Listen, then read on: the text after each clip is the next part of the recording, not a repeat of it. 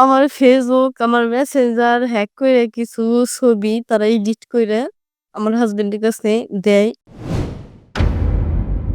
আমি হচ্ছে private credit স্কুলে জব করি। Facebook Messenger গ্রুপের মাধ্যমে আরকি। ওর সাথে পরিচয় হইছে আমার ২০১৯ সালের সেপ্টেম্বর মাসের ১৯ তারিখে। সে ইতালিতে প্রবাসী, ইতালির প্রবাসী। কথাবার্তা বললাম হুট করেই মানে তার সাথে আমার মানে অন্যরকম একটা বন্ডিং সৃষ্টি হইলো, তৈরি হইলো। তো আমাদের বাসা থেকে তখন হচ্ছে আমাকে অনেক বিয়ের জন্য অনেক প্রেশার ক্রিয়েট করতেছিল। তো প্রেশার ক্রিয়েট করতেছে আমি বলতেছিলাম যে ৬ মাস তো কথা বললাম। আপনাদের বাসা থেকে যদি কথা বলতেন তাহলে ভালো হইতো। বলতেছে, "আচ্ছা ঠিক আছে আমি কথা বলব।" সেক্ষেত্রে কথাবার্তা শুরু তাদের বাসা থেকে লোকজন আসলো করোনার মধ্যে। এক পর্যায়ে আমার আমায় দেখলো, দেখে কথাবার্তা শেষ করলো। আমাদের বাসা থেকে লোকজন গেল ওদের বাসায়।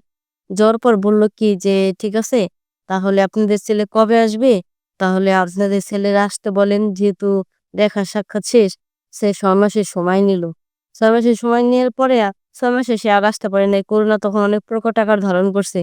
তখন আমাদের বাসা থেকে প্রেশার দিতেছিল। তো সে বলল, "তাই ঠিক আছে। আমাদের বাসা থেকে লোকজন পাঠায় তোমাকে হচ্ছে আংটি পরাই।" আংটি পরার পরে কথাবার্তা, বিয়ের কথাবার্তা ওই পর্যন্ত স্থগিত।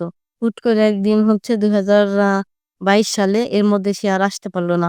আসতে পারল না অনেক করোনার সমস্যা, অনেক সমস্যা। তো ২২ সালে হচ্ছে রমজান মাসে আমাদের কাবিন হলো পারিবারিকভাবেই। ভিডিও কলের মাধ্যমে ভার্চুয়াল বিয়ে। তো আমি অপেক্ষা করলাম যে দেখি করোনা কমুক সে আসুক, আসুক, আসুক। তাদের ফ্যামিলির লোকজন এতটা ভালো, মানে তার বাবা-মা এতটা ভালো যে তার বাবা-মা তাদের বাসায় যাওয়া আসা সবকিছু হইছে। এত ভালো তারা আমার বাবা-মার পরে যদি আমাকে কেউ সাপোর্ট করে বা আমাকে যদি কেউ ভালোবাসে সেটা হচ্ছে আমার শ্বশুরবাড়ির লোকজন।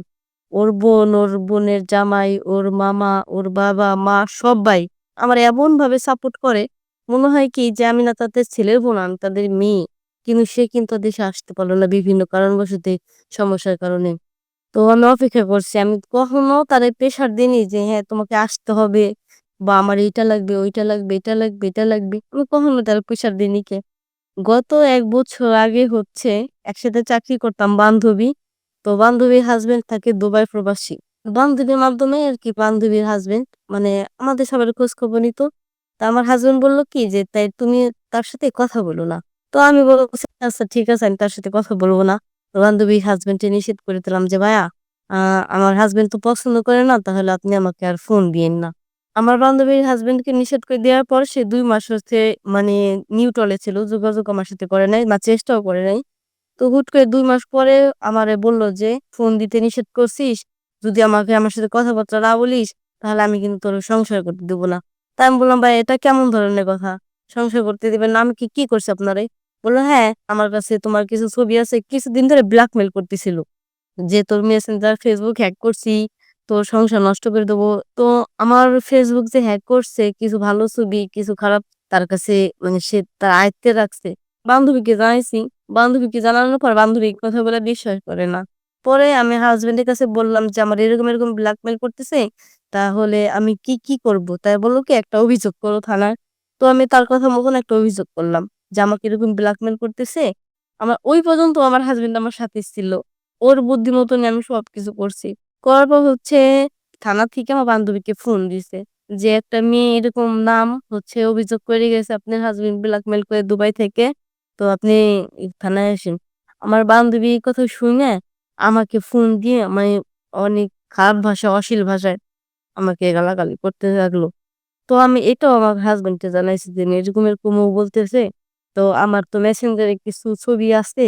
তাই যদি হ্যাক করে থাকে তাহলে সেই ছবিগুলা দিয়ে যদি কিছু করে ফেলায়, তো সেক্ষেত্রে আমি কি করব?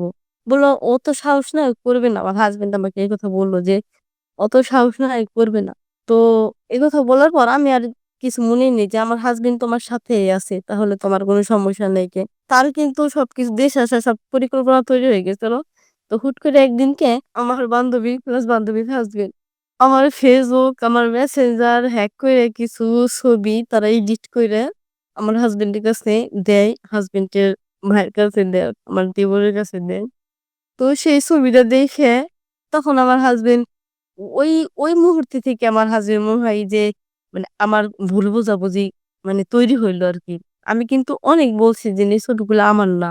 এসবগুলো আমার না। আমি অনেক বলছি। তারপরে বান্ধবীর নামে সরাসরি মামলা করলাম। মামলা করার পরেও আগে অভিযোগ ছিল এবং পরে সরাসরি মামলা করলাম তাদের নামে। করার পরে তারা সিআইডি অফিসার তারা ওই ছবিগুলো টেস্ট করলো। টেস্ট করে দেখলো যে না হ্যাক করে এডিট করে বসাইছে। বসানোর পর ওই বান্ধবীরে থানায় ধইরে নিয়ে গেছে। নেয়ার পর আমার হাসব্যান্ডকে অনেক ফোন দিছে যে এই মানে একটা সংসার নষ্ট করা। তার জন্য অনেক ফোন দিছে। মানে এমন কেউ নাই ফোন না দিছে আমার হাসব্যান্ডে। কিন্তু ও কারোর ফোন ধরে নাই এবং কারো কথা শুনবে না। ওই সময় যদি আমি বলি মানে এমনভাবে ওরে বলছি যে, "দেখো আমি এরকম কিছু করিনি। আর যদি করে থাকি যে তোমার নজরে আমি এটা কাজ করছি, তাহলে আল্লাহর রাস্তায় মাফ করে দাও।" আমারও আমার শ্বশুর ওর কাছে অনেক ক্ষমা চাইছে।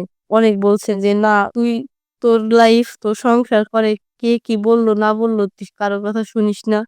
কারো কথায় কান দিস না, এটা করে। তারপরেও মানে ও বুঝে নাই যে ৭ বছর ধরে তার সাথে আমার সম্পর্ক। কিন্তু ৭ বছরে কখনোই ভুল বোঝাবুঝি হয় নাই। এর বিগত ১ বছর আগে সে মানুষের কথা শুইনে বা আমার ওই বান্ধবীর কথাবার্তা শুইনে, বান্ধবীর হাসব্যান্ডের কথা শুইনে ১ বছর ধরে আমার সাথে কোনো যোগাযোগ নাই।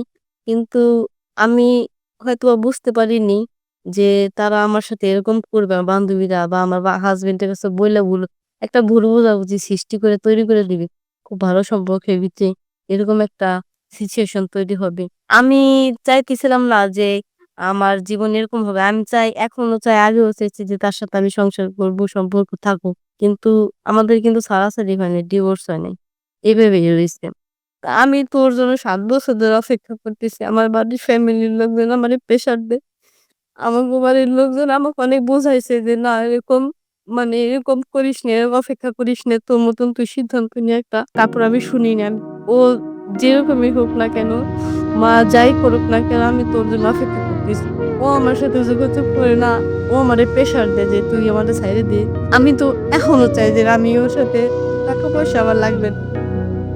ধন-সম্পদের লাগবে না। কিন্তু আমি এখনো চাই যেন ও যেন আমার সাথে আমার সংসার হয়। আল্লাহর তরফ থেকে যেন আমাকে মাফ করে দিয়ে হেদায়েত দান করুক। আমি যেন ওর সাথে সংসার করতে পারি। আমি অনেক চেষ্টা করছি। এখন পর্যন্ত আমার শ্বশুর-শাশুড়ি আমার সাথে যোগাযোগ করে, আমি যোগাযোগ করি। তাদের কোনো সমস্যা হইলে আমাকে জানায়। এখন পর্যন্ত তারা চায় যে না আমি তার ছেলের সাথে সংসার করি। কিন্তু ও চায় না। কারণ ওই যে ওর ভুল বোঝাবুঝি মানে আমি যেটা বলি এটা ওর কাছে সত্যি না, রাইট না। মানে মানুষ যেটা বলে এটাই ওর কাছে রাইট। ও ও মানে ভাববে যে আমি ওই টয়লেটে থাকি, ও গ্রিন কার্ড পাইছে, সে লোভী, সে কারণে না এটা না। আমি ওরে আগে যেরকম ভালোবাসছি, এখনো ভালোবাসি, ভবিষ্যতেও ভালোবেসে যাবো। আমি চাই ওর সাথে আমার যেন সংসারটা হয়। আমি অন্য কারোর সাথে সংসার করা আমার পক্ষে আর সম্ভব না আর আমি এটা করতেও পারব না। আমি ওর জন্যে ৭-৮ টা বছর ধরে অপেক্ষা করতেছি।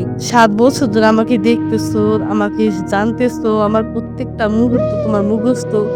তো ৭ বছর মানুষের কথা শুইনা, মানুষের কথায় ভুল বোঝাবুঝি কইরা তোমার লাইফটা তুমি নষ্ট করে না, সংসার জীবনটা নষ্ট করে না। তুমি অ্যাক্সিডেন্ট করছো, কথা বলতে পারিনি। খুবই খারাপ লাগছে যে আমি কথা বলতে পারিনি। যেটা আমার সাথে শেয়ার করার কথা ছিল সেটা অন্য কারোর কাছ থেকে আমার শুনতে হইতেছে। আমি নামাজ পড়ার সময় শুনছি যে ও অ্যাক্সিডেন্ট করছে কিন্তু আমি ওর জন্য সবসময় নামাজ পড়ি এবং সাথে ২ রাকাত নফল নামাজ পড়ে দিয়েছি যে আল্লাহ তুমি অ্যাক্সিডেন্ট করছে তুমি ওরে সুস্থতা দান করো বা তুমি ওরে হেদায়েত দান করো। ও আল্লাহ যেন ওরে সুস্থ রাখে বা সহি সালামত যেন দেশে আসে। আমিও চাই না যে আমি এরকম বাবার বাড়ি থেকে থাকি, বাবার বাড়িতে পড়ে থাকি। তোমার জন্য আমি অপেক্ষা করতেছি ২০১৯ সালের পরে থেকেই। তো এই ৭ বছর ধরে অপেক্ষা করতেছি তোমার জন্য। তুমি সামান্য কিছু ভুল বোঝাবুঝি ছবি এডিট করার কারণে, দেওয়ার কারণে, মানুষের কারণে তোমার সংসারটা নষ্ট করো না। আমি তোমার জন্য অপেক্ষা করছি। আমি চাই তোমার সাথে আমার সংসার হোক। তুমি সব ভুল বোঝাবুঝি মিটিয়ে তুমি সংসার লাইফে ফিরে আসো। এবং হচ্ছে সবকিছু পিছনে বাদ দিয়ে সবকিছু পিছনে ফালা রেখে তুমি নতুন করে জীবন শুরু করো। তুমি যেভাবে আমারে রাখতে চাও আমি সেভাবেই তোমার জন্য থাকবো। তুমি বিশ্বাস করো ছবিগুলো এডিট করা, ছবিগুলো আমার না। তুমি সত্যতা যাচাই করে দেখো ছবিগুলো আমার না। সংসার করার জন্য আমি সবসময় আছি তোমার সাথে। তুমি আমার আরেকটা বার সুযোগ দিয়ে দেখো।